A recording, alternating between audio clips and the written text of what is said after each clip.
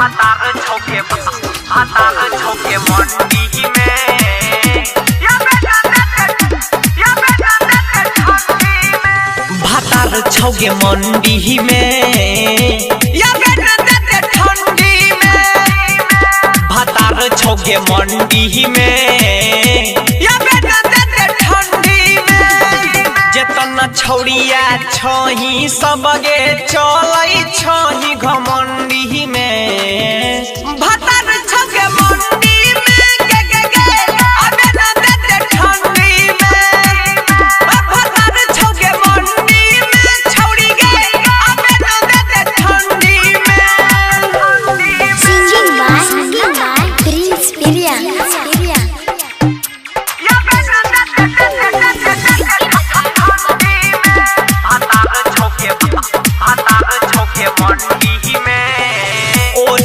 कमला लगाई गे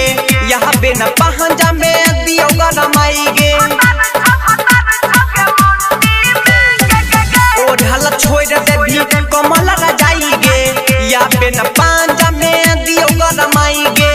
यह से कहै छियो मने एगो बात गे मौका दे के छौड़िया मिले एक रात गे ले जेबो हारा ले जेबो हारा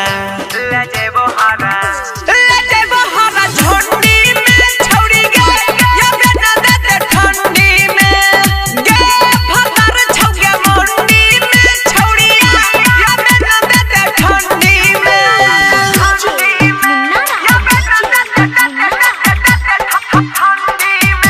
भातार छौके मंडी में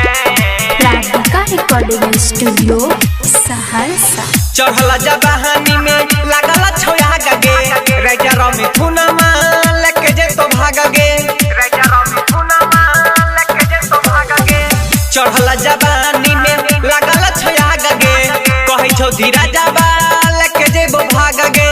फगुआ के दिन छै गे गिरे बिसबीसी छौरिया में सबसे कोई छही गे भीसी पीरिंसा कहो